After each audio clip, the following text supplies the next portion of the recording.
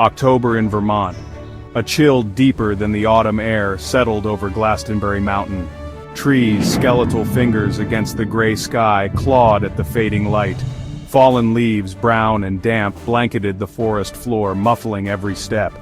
The air hung heavy, thick with the smell of damp earth and decay.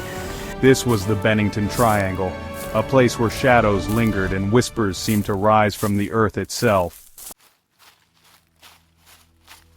Ethan, Laura, and Jake, college friends with a thirst for the unknown, arrived at the edge of the woods. They came seeking the legend of the Devil's Seal, a stone marker said to be hidden deep within the forest. Legend claimed it was a gateway, a place where the veil between worlds thinned. They came seeking thrills, a story to tell. They didn't believe the whispers, not really.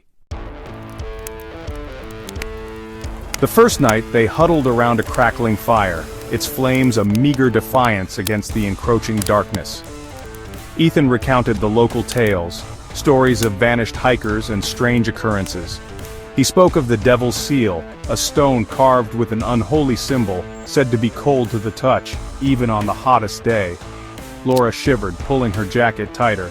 Jake laughed, but his eyes darted nervously towards the dark woods beyond the firelight. They found it the next day. Deep in the woods, nestled at the base of an ancient gnarled oak, lay a flat, moss-covered stone. Ethan brushed away the growth, revealing a crudely carved symbol, a circle bisected by an inverted triangle. It radiated an unnatural cold, seeping into their fingers as they touched it. Silence descended, broken only by the rustling leaves and the hammering of their hearts. A profound wrongness permeated the clearing.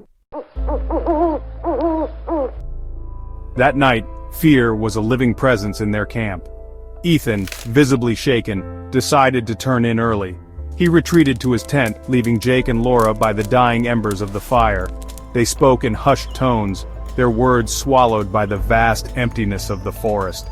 When they finally turned in, the fire had dwindled to nothing.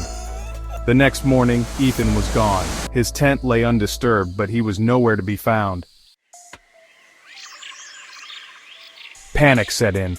Laura wanted to leave, to run back to the road, back to civilization. But Jake, his face pale but resolute, insisted on searching for Ethan. They called his name, their voices thin and lost in the immensity of the woods. Every rustle of leaves, every snapping twig sent shivers down their spines. They found no trace of their friend, only the oppressive silence and the growing sense of dread that clung to them like cobwebs. Nightfall brought a fresh wave of terror. Jake tried to build a fire, his hands shaking so badly he could barely strike a match. Laura sat huddled in her jacket, her eyes wide with fear, watching the shadows lengthen and twist around them. "We need to leave," she whispered, her voice trembling. Jake started to reply, but the words died in his throat.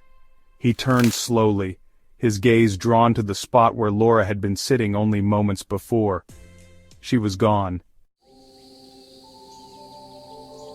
The first rays of dawn painted the clearing in a cold, gray light. The search and rescue team found the campsite untouched.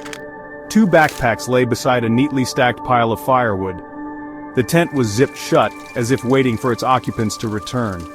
There was no sign of a struggle, no indication of what might have transpired. The only evidence that anyone had ever been there at all was a single set of footprints leading into the woods and never returning. Deep in the woods, hidden from the sun's weak rays, the Devil's Seal pulsed with a faint internal light. The moss covering its surface rippled, as if something breathed beneath.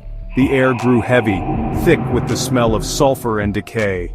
A low, guttural sound, like the rasping breath of some ancient creature, echoed through the silent woods. The Bennington Triangle held its secrets close, waiting for the next unwary soul to stumble upon its mysteries.